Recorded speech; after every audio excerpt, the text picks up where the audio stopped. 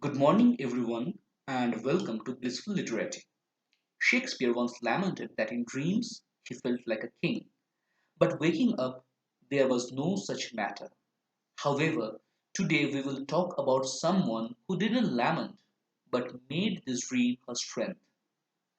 All her shortcomings, all the problems of reality, she would forget in her imagination and in her art. She may have been poor in this world, but her riches were unmatched in the world of imagination. Let us talk about Wanda, the girl with 100 dresses. But first of all, let's know something about her creator, Elsor Esther. Esther was born on 9th May 1906 in West Haven, Connecticut, and she died on 15th July 1988. Her notable works include The Moffats, The Middle Moffat, Rufus M., Ginger Pie, Pinkie Pie. Recognition came her way when she won the Newbery Medal in 1952 for Ginger Pie, a self-illustrated book about a brother and sister searching for their lost puppy. The 100 Dresses was selected as the Newbery Honor Book in 1945. She comes under the category of children's and young adult fiction writer as well as a writer of family stories. Now let us talk about the themes of this particular story. For themes, we have immigration and its effect on a family. We also have intercultural understanding. The story talks about tolerance and the importance of having courage. Now let us take a look at this picture. Just as various rivers with their various sources converge into the same ocean, human beings, various might be their roots and sources, converge in the same ocean of humanity. All these children here laughing, enjoying together. They come from various backgrounds, color, skin, language, nation. But at this moment, they're all having fun together. And we should take them as our role model for the society because only through acceptance we can live happily together. You see, we all come with a sense of what is right and what is wrong. It is known as our conscience. However, despite this sense of morality and values, more often than not, we come in the grip of a fear of what people might say or think. We are genuinely afraid of being the odd one out, even if it is for all the right reasons in the world.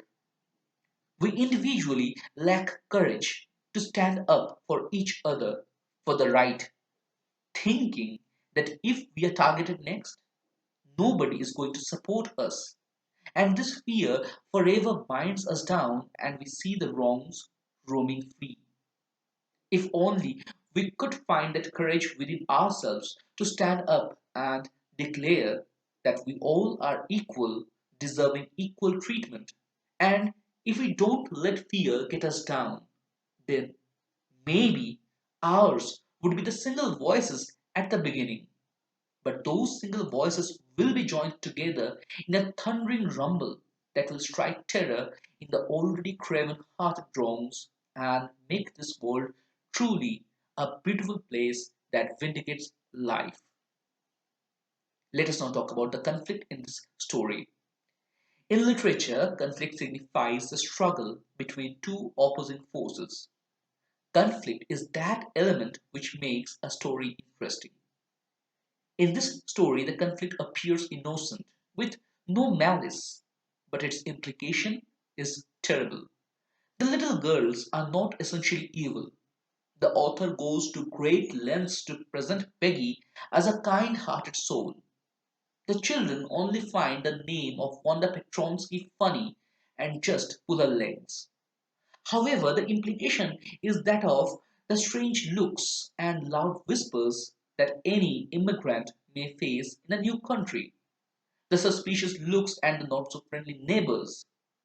There is no definite antagonist here. Yes, we have a situation between Wanda and Peggy, Maddie, and the other girls, but they are not the villains. They are not tormenting Wanda knowingly, consciously. It is actually the entire social outlook that lacks in multicultural acceptance. And that is what Wanda and her family have to fight against. Let us now talk about the summary, the first part, the girl who went missing. Wanda Petronsky is a student in room 13. She generally stays out of all sorts of communication by sitting in the last seat in the last row. She lives in the poor neighborhood of Boggins Heights, and her mud caked feet is indicative of the long distance that she has to walk every day. The other school kids mostly make fun of her because of her odd name. Wanda's absence is first noticed by Peggy and Maddie.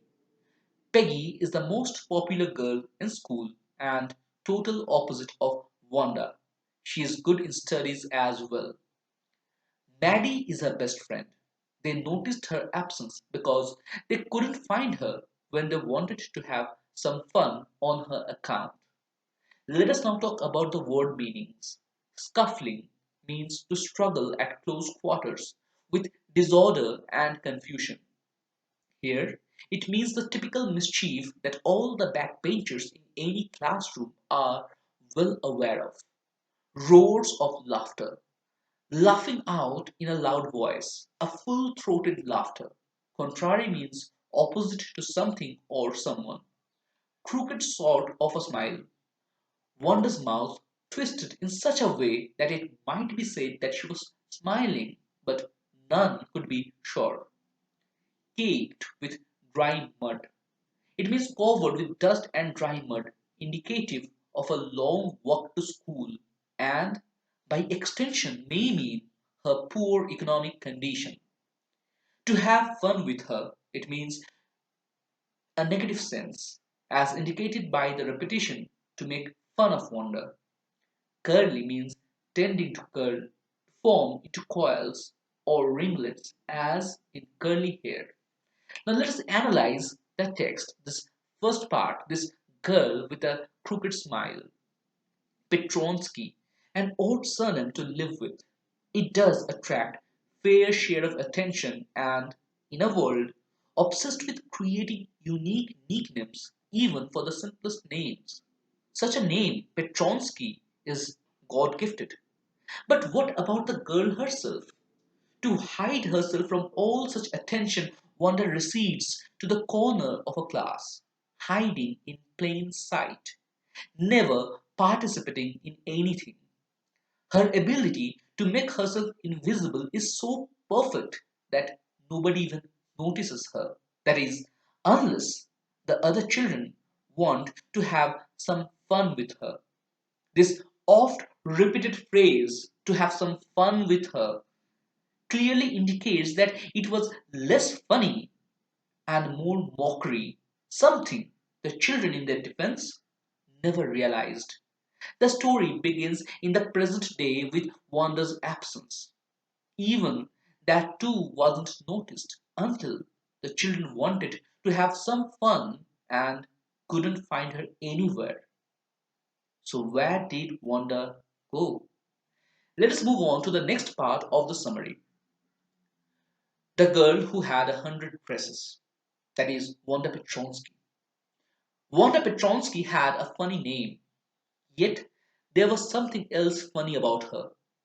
Her classmates, led by Peggy, had come up with a game. They asked Wanda about her dresses at their innocent best. Wanda would say about 100 dresses of all possible colors and materials. She would even say that she had 60 pairs of shoes. It was evident that Wanda came from a poor family and had only the one dress she wore to school every day, clean but lacking in iron. Her apparent exaggerations made her the butt of this joke. The only girl to feel bad about all this was Maddie. She too came from a poor family and could understand how Wanda might feel. But she could never speak her feelings out loud in fear of becoming the next target. Now let's talk about the word meanings. Not funny in the same way. Funny here means strange. Wanda's name was strange, unlike the rest.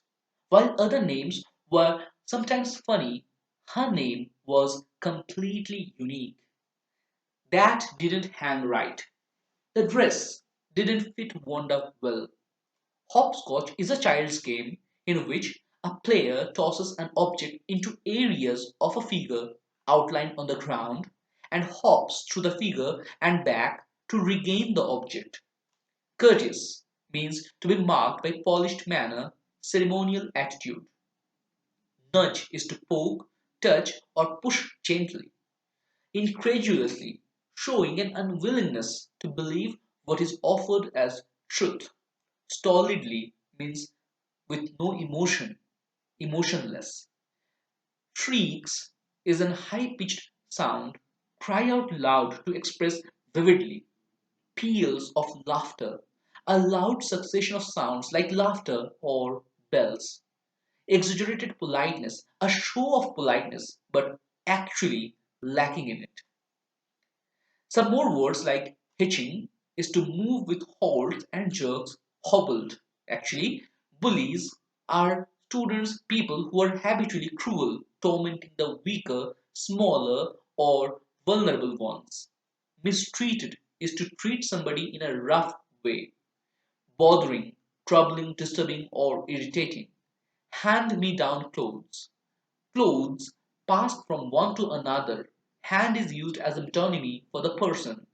Clothes passed from one person to another. Mocking, treating with contempt or to ridicule.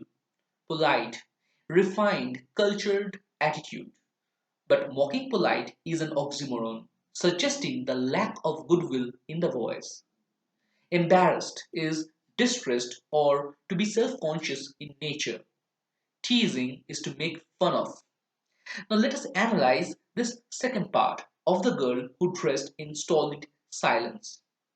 The author takes us back in time as we find Wanda in a typical school day. Her entire appearance, from her mud caked fit and only one ill fitted blue dress, reeked of poverty. And then there was her name, Petronsky. If that was not enough, then she herself made her the butt of all jokes by claiming she had 100 dresses and 60 pairs of shoes of different shades and materials. With her poverty apparent, the girls in her school couldn't help but laugh derisively at this audacious claim. Nobody realized how the dark clouds of insult and humiliation were rumbling around Wanda. Only Maddie could understand somewhat. She was poor herself, and that, while made her somewhat understand Wanda's feelings, at the same time held her back because she dreaded to become the next target for supporting Wanda. She silently prayed for the end of it all. Was that prayer answered in Wanda's disappearance? Let's find it out. Let us now talk about the summary of the final part, the girl of different hues. Maddie brings herself several times to have a talk with Peggy about not teasing Wanda anymore, but fails every time. She reasons that a good, kind girl like Peggy can never be in the wrong. To divert her mind, she starts to think about the drawing competition. Peggy is the favorite to win the competition. The result day sees hundreds of beautiful sketches decorating room 13. The teacher informs that they are all submitted by Wanda and that she is the unanimous winner of the competition. Peggy and Maddie find the dresses that Wanda talked about in her sketches. Now let's talk about some word meanings. Shuddered, to tremble convulsively, shiver. Target is a mark to shoot at. In this text, an object of ridicule. Disguise is to change the appearance, hide the real appearance. Trimmings, a decorative accessory or additional item. Recognize is to identify. Accord means voluntary consent. Uncomfortable is something that causes discomfort or unease. Scarcely, hardly, almost not. Pretended means false show of admiration. Pretended admiration means false appreciation. Drizzling is a fine misty rain. Stopped short means to stop suddenly or abruptly. Let's talk about a few more words. Ledge is a narrow flat surface, raised edge. Windowsill is the horizontal member at the bottom of a window opening.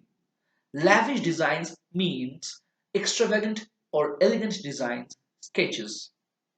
Murmured means indistinct or whispered utterances.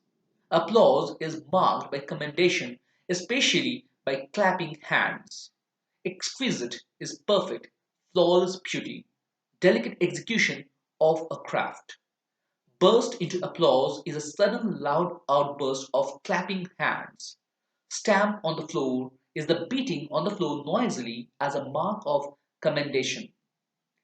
Now let us talk about the analysis part. Let us analyze the girl who became a butterfly, a colorful one. While on one hand Wanda was facing daily humiliation, Maddie on the other was eaten away inside by guilt. She wanted to protest, but the fear of becoming the next object of ridicule held her back. After all, she too came from a poor family. Perhaps it was Wanda, with her funny name and weird ideas about her dresses, hid her from her girls at the break time. Whatever be the reason, she could never bring herself to talk to Peggy. And then Wanda disappeared. However, there were other things to worry about, and one of the most important was the drawing and coloring competition on dress designs. Though Peggy was the favorite, yet that year saw a dazzling change. Wanda's submissions left no room for a second consideration. Her exquisite designs won her the first spot, even though she was not there to accept her medal. However, Peggy and Maddie could find among her sketches the dresses that she had talked about in the playground. The picture was getting clearer. But where was Wanda? Her dresses were all in her imagination. But where was the girl in the real world?